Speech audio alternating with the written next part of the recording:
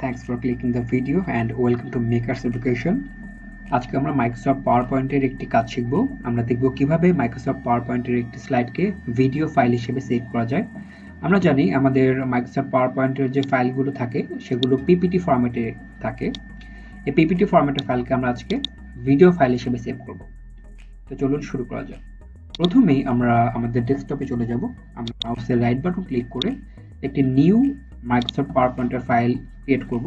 আমরা এটাকে রিনেম করলাম। রিনেম করার পর আমরা এটাকে ওপেন করব। ওপেন করার পর আমরা দেখতে পাচ্ছি আমাদের নতুন একটা স্লাইড ক্রিয়েটেড হয়েছে। আমরা এটাতে ক্লিক করলেই আমাদের নিউ একটি স্লাইড স্টার্ট হবে।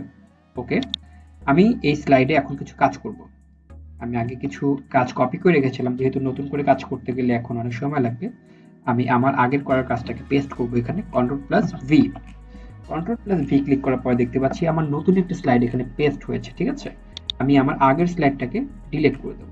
এখন আমি চাচ্ছি আমার এই স্লাইডটাকে আমি ভিডিও ফরম্যাটে সেভ করব। ঠিক আছে, ভিডিও ফরম্যাট হিসেবে সেভ করতে গেলে আমি আমার পাওয়ার পয়েন্টের ঠিক বাম পাশের কর্নারে ফাইলে চলে যাব। ফাইলে গিয়ে আমি সেভ এজে ক্লিক করব।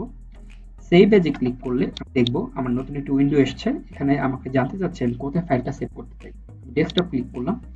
ডেস্কটপ ক্লিক করার পর আমি এখানে দেখতে পাচ্ছি যে এখানে সেভ অ্যাজ টাইপ জিজ্ঞেস করা হচ্ছে যে আমি কোন টাইপে আমার এই ফাইলটা সেভ করব।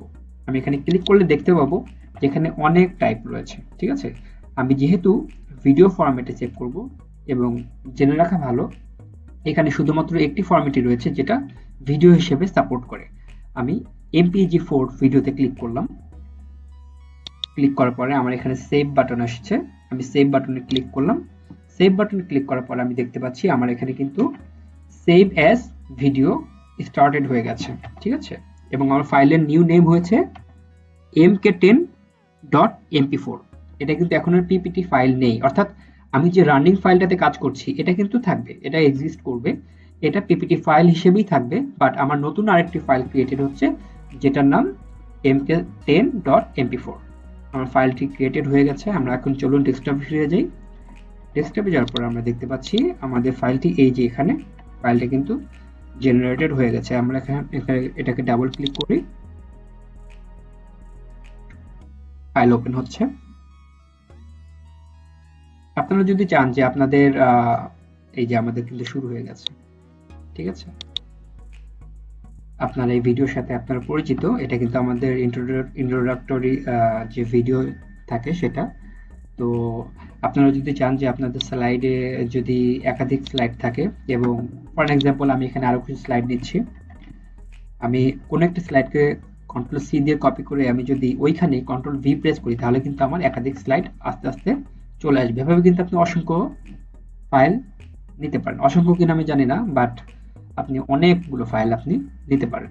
তারপরে আপনি যেটা করবেন যে আপনি যদি চান যে আপনার যে 4টা ফাইল রয়েছে 4টা ফাইলের জন্য আলাদা আলাদা টাইমিং করবেন, অর্থাৎ ফার্স্ট স্লাইড একরকম টাইমিং হবে, সেকেন্ড স্লাইড একরকম টাইমিং হবে, সেক্ষেত্রে আপনি ট্রানজিশনে চলে যাবেন। ট্রানজিশনে যাওয়ার পর আপনি ক্লিক করবেন। ক্লিক করার পরে আপনি প্রতিটি স্লাইডের এখানে দেখবেন যে ট্রানজিশনের টাইমিং দেওয়া আছে। আপনি এখান থেকে চাইলে ট্রানজিশনের টাইমিংটা চেঞ্জ করে নিতে পারেন প্রতিটি ফাইলের জন্য বা প্রতিটি স্লাইডের জন্য আলাদা আলাদা করে। ঠিক আছে, আর আপনি যদি চান যে না আপনার এই স্লাইডটা আপনি নতুন করে রেকর্ড করবেন, সেক্ষেত্রে আপনি এই যে রেকর্ড বাটনে চলে যাবেন। রেকর্ড বাটনে যাওয়ার পর আপনি রেকর্ডে ক্লিক করবেন। রেকর্ডে ক্লিক করার পরে এই বাম পাশে কর্নারে দেখবেন যে এখানে রেকর্ড অপশন রয়েছে। আপনি রেকর্ড অপশনে ক্লিক করবেন। ক্লিক করার পরে আপনি দেখবেন যে নতুন একটা উইন্ডো এসেছে। এখানে জিজ্ঞেস করছে যে আপনি প্রতিটি স্লাইডের কি অ্যানিমেশন এবং টাইমিং রেকর্ড করতে চান। আপনি এটাকে ওকে দিবেন, অবশ্যই এটাতে টিক মার্ক দেওয়া থাকবে। তারপরে নিচে জানতে চাওয়া হচ্ছে যে আপনি কি narration, ink and laser pointer record করতে চান। অর্থাৎ এর মাধ্যমে বলা হচ্ছে যে আপনি স্লাইড প্রেজেন্টেশন করার সময় যদি কথা বলেন সেই কথাগুলো কি রেকর্ড হবে, কিংবা মাউসের ক্লিক রেকর্ড হবে, কিংবা লেজার পয়েন্টারগুলো কি রেকর্ড হবে।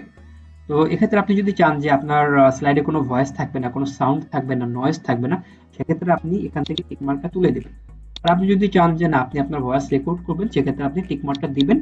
দেওয়ার পর আপনি রিস্টার্ট রেকর্ডিং এ ক্লিক করবেন। ক্লিক করলে দেখবেন যে আপনার স্লাইড যে আছে ফাইলগুলো সেগুলো স্টার্ট হয়ে গেছে। তখন আপনি প্রতিটা ফাইলের জন্য আলাদা আলাদাভাবে রেকর্ড করতে পারবেন। আমি একটু দেখিয়ে দিচ্ছি আপনাদের বোঝানোর সুবিধার্থে। আমি আবার রেকর্ড বাটনে ক্লিক করছি। ক্লিক করার পরে আমি ন্যারেশন থেকে আমার ন্যারেশন থেকে আমি মার্কটা তুলে দিব, কারণ আমি রেকর্ড চাচ্ছি না যে আমার ভয়েস রেকর্ড হোক। আমি তুলে দিলাম, তুলে দেওয়ার পর আমি স্টার্ট রেকর্ডিং আসলাম। ব্যাস, আমার কিন্তু রেকর্ড স্টার্ট হয়ে গেল। ঠিক আছে, এখন ডান সাইডে বাম সাইডের কর্নারে দেখতে পাচ্ছেন টাইমিং দেওয়া আছে। ঠিক আছে, এখন আমার ফার্স্ট স্লাইডের কাজ কিন্তু কমপ্লিট হয়ে গেছে, বাট সেকেন্ড স্লাইড কিন্তু আসেনি। আমি যতক্ষণ না পর্যন্ত আমার মাউসে ক্লিক করব ততক্ষণ পর্যন্ত কিন্তু আমার স্লাইড আসবে না। এখন আমি মাউসে ক্লিক করলে দেখবেন যে এখানে নতুন করে টাইমিং আবার শুরু হচ্ছে। ঠিক আছে, আমি মাউসে ক্লিক করলাম, এই যে আমরা কিন্তু আবার এখানে দেখতে পাচ্ছি যে নতুন করে আমার টাইমিং বাম পাশে কর্নারে দেখেন নতুন করে টাইমিং শুরু হয়েছে। ঠিক আছে, এটা আমার সেকেন্ড স্লাইড ছিল। আমি যদি আবারও ক্লিক করি আমার থার্ড স্লাইড প্লে হবে। এভাবে আমি যদি আবার ক্লিক করি আমার ফোর্থ স্লাইড স্টার্ট হবে। আমার থার্ড স্লাইড কিন্তু খুবই কম সময়ে সেভ হয়েছে, অর্থাৎ 4 সেকেন্ডে। ঠিক আছে, আমি যখন ভিডিও হিসেবে সেভ করব তখন আমার এই ফোর্থ স্লাইডটাও কিন্তু ওই অল্প সময়ের জন্যই থাকবে। আমি এখন লাস্ট লাস্ট স্লাইডে আছি সম্ভবত। এই স্লাইডে অলরেডি 14 সেকেন্ড হয়ে গেছে। আমি এখন ক্লিক করব।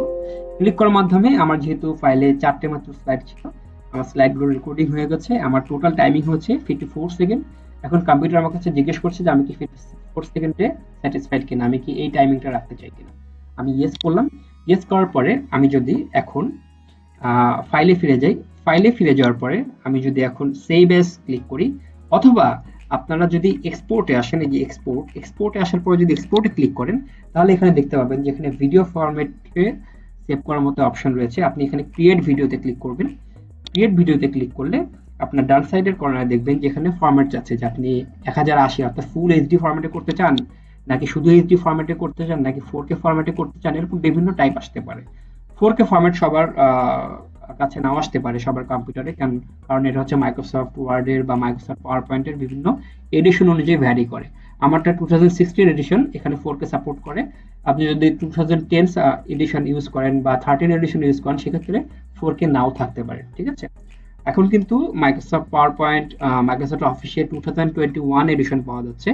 সেখানে আরো আপগ্রেডেড অনেক কিছু আছে, আপনারা চাইলে সেগুলো ডাউনলোড করে নিতে পারেন, ওয়েবসাইটে অ্যাভেলেবল আছে। ওকে, আমি এখানে যে কোনো একটা ফরম্যাট ক্লিক করব। ফর অ্যান এক্সাম্পল আমি যদি 480p ক্লিক করি আমার অনেক ফাস্ট কাজ করবে, অর্থাৎ আমার ফাইলটা অনেক ফাস্ট সেভ হবে। আর আমি যদি 4K ক্লিক করি তাহলে কিন্তু আমার ফাইলটা সেভ হতে অনেক সময় লাগবে। তো আমি 720p তে সেভ করব, কারণ সাধারণত ইউটিউবে আমরা যে ভিডিওগুলো দেখি আমরা কিন্তু ম্যাক্সিমাম 720p তেই দেখি, কারণ এতে করে আমাদের নেট কনজিউমিংও কম হয় এবং লোডিং টাইমটাও কম থাকে। তো আমি এটাতে ক্লিক করলাম। ক্লিক করার পরে এখন আমি ক্রিয়েট ভিডিওতে ক্লিক করব। ক্রিয়েট ভিডিওতে ক্লিক করলেই কিন্তু আমার ফাইলটা ভিডিও ফাইল হিসেবে হওয়া শুরু হয়ে যাবে। আর আমি যদি এভাবে না করতে চাই তাহলে আমি সেভ এজে যাব। সেভ এজে গিয়ে আগের মতোই সেভ এজে গিয়ে ডেস্কটপে যাব।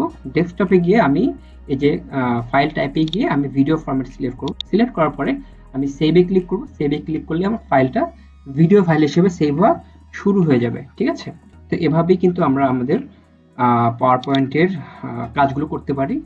তো আজকের ক্লাস এতটুকুই ছিল। আপনাদের যদি এর বাইরে জানার কিছু থাকে অবশ্যই আমাদেরকে জানাবেন।